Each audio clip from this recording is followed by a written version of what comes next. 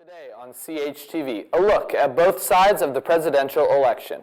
Mark Bisbecos sits down with Coach Osborn, and we meet a brand new CHS Student Resource Officer. CHTV starts right now.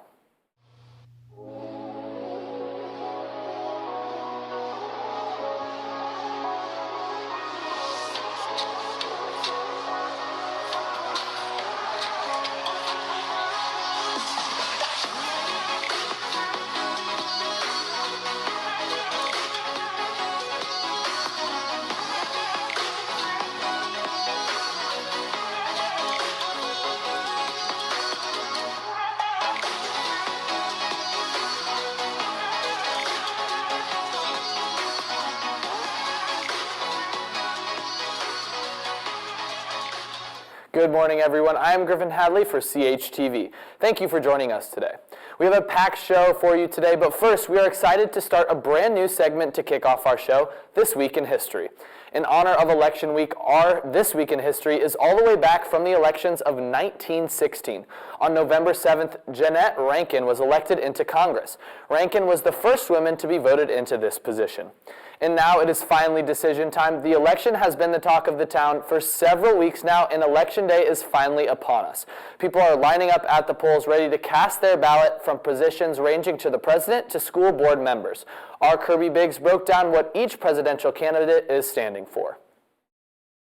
Hello Greyhounds, I'm Kirby Biggs with CHTV, and with this big election coming up, I thought it was really important to go over what each candidate represents. Starting off with the Democrat representative, Joe Biden.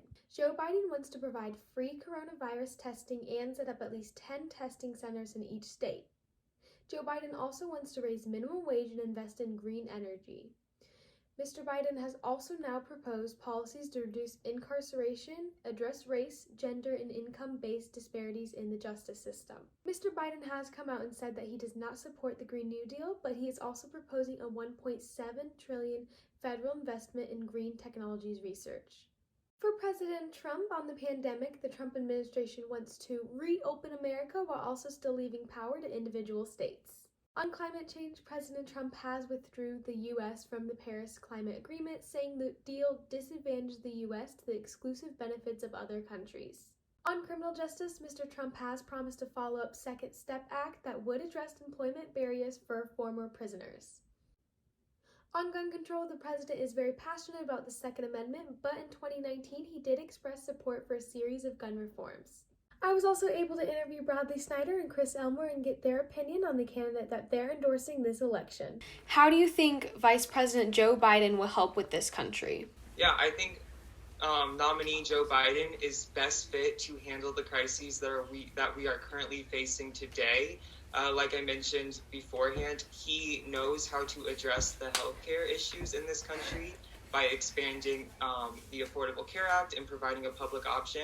And I'll be honest, in the Democratic primary, Joe Biden was not my first choice. He probably wasn't my fifth choice. But at the end of the day, this is a binary choice between Joe Biden and Donald Trump. And between the two, I think it is very clear that Joe Biden is more competent, Joe Biden has more empathy, and Joe Biden listens to experts that he needs to do to fulfill the duties of the president to protect all Americans. And Joe Biden also champions ideas that I think could really help us. He is in favor of a $15 minimum wage. If your family makes under $125,000 a year, he wants to give you free public college, which would help so many Americans. And I think what's not talked enough about is our lacking infrastructure that Joe Biden plans to improve upon and invest in, and that simultaneously doing so in a renewable way and creating millions of jobs. Alrighty, now Chris, your question was, what do you believe Trump's biggest accomplishment as a president was so far? There's so many good ones. Am I right, Bradley? I can't say that. I know you can, Bradley. I'm just messing with you. The greatest accomplishment of the Trump administration so far has been the Supreme Court nominations, but we've already talked a lot about that. So I'm going to go ahead and present an alternative. It's kind of a broader concept. I don't want to go ahead and narrow it down to one thing, but I think it's been his role is playing an outsider role in a corrupt political system. In the last 4 years, President Trump has an outsider to go ahead and pursue policy changes nationally and globally that have resulted in positive things for our country, namely the trade deals he has pursued, that President Obama, Bush, and Clinton have said they are going to go ahead and renegotiate. He actually got around to renegotiating. He stepped up to the table to pursue controversial peace deals that are likely to help in the Middle East and all around the world. And so I think that his role as an outsider has played a huge role in helping get our country back on track and fulfilling not only his promises, but the promises of presidents who have come before him as well. That is all I have. Thank you so much for your time, Greyhounds. I hope you have a great week. Thanks, Kirby, for that breakdown of the race. As we head into November, many of the fall sports are coming to a close while all of the Carmel winter sports are beginning to take action. Sports anchor Mark Bisbecos has more. Good morning, Carmel Greyhounds. My name is Mark Bisbecos, and welcome to your sports announcements for today. I interviewed varsity basketball coach Ryan Osborn about the past season that was ended by the coronavirus and about the upcoming season. Let's take a look.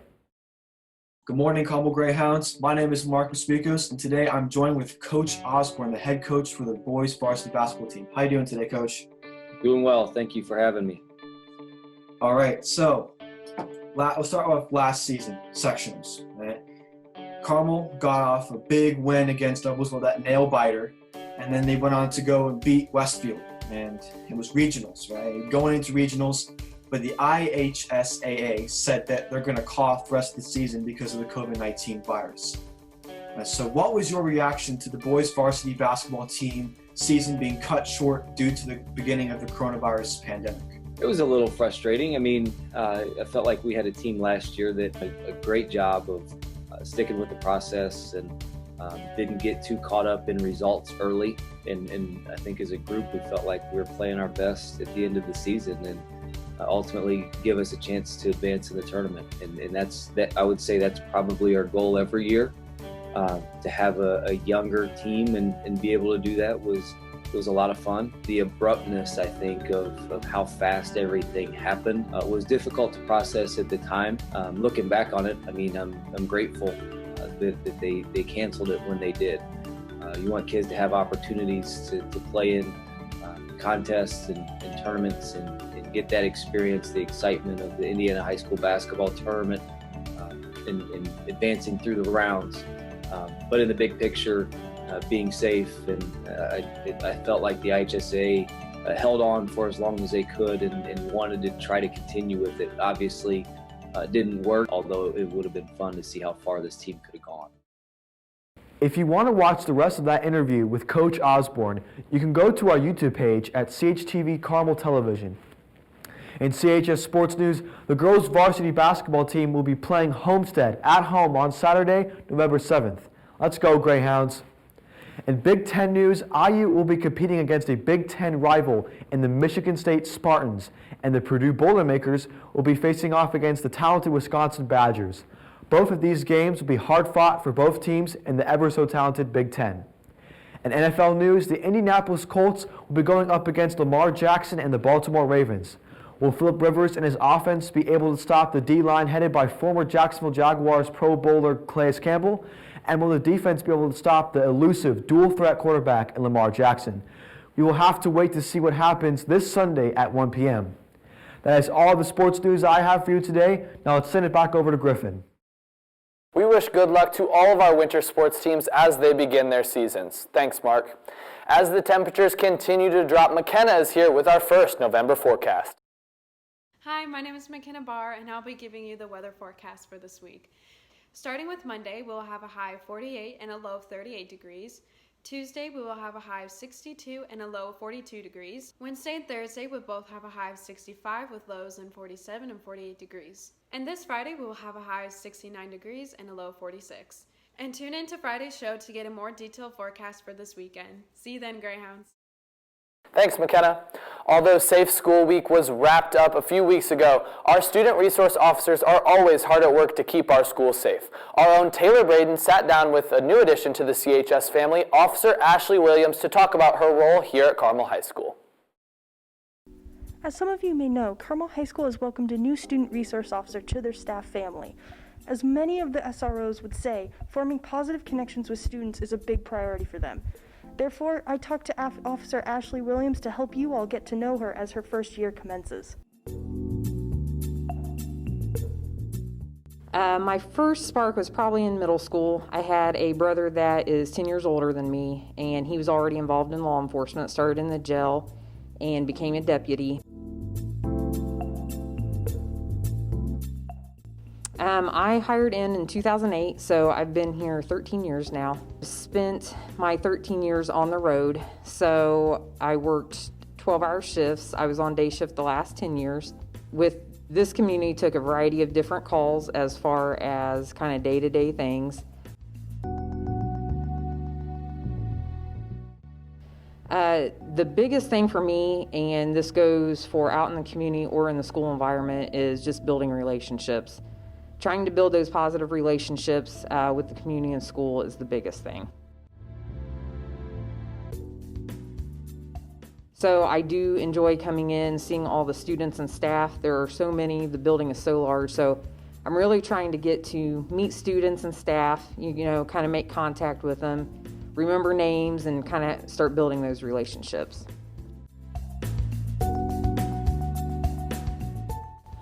My most memorable was actually when I first started out in the academy.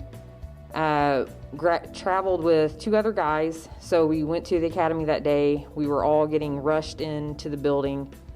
Miscommunication between our group. Our trunk got left open on the door, or on the car. And there was unfortunately a multicolored Scooby-Doo blanket in the back of the trunk. And that was pulled out by one of the instructors, brought in front of the class and held up, and basically were called out for not having our vehicle secured. I think the thing I want to leave you with is don't let the actions of few determine your perception of the entire group. We are very fortunate in the school system. Every officer that is in a school right now in the Carmel Clay area, they want to be there. That was their goal, to get into the school as a resource officer. We have taken extra training.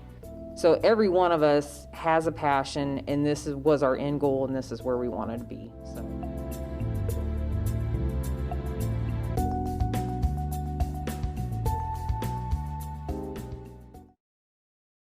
Thanks to Officer Williams for her time, and to all of our SROs for keeping our school safe.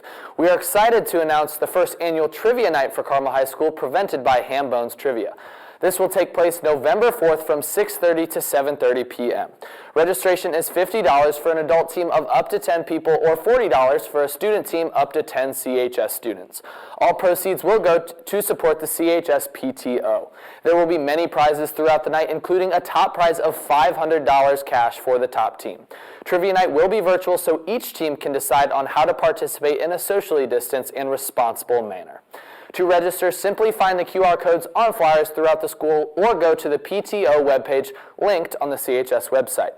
And now for everyone's favorite segment, Pet of the Week.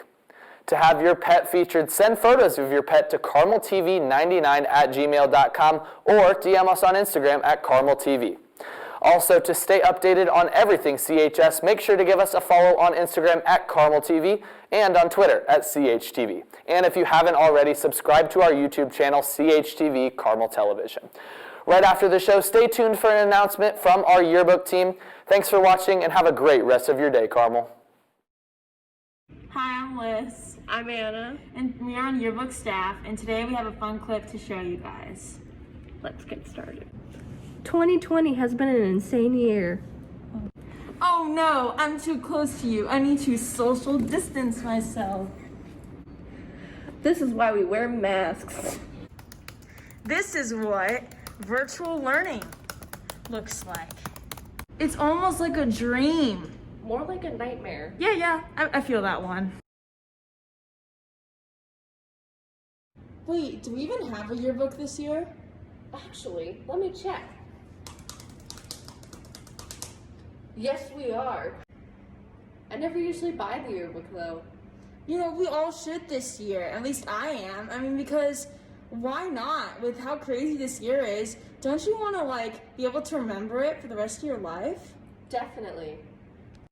So you should buy the yearbook because if you don't, You'll regret it.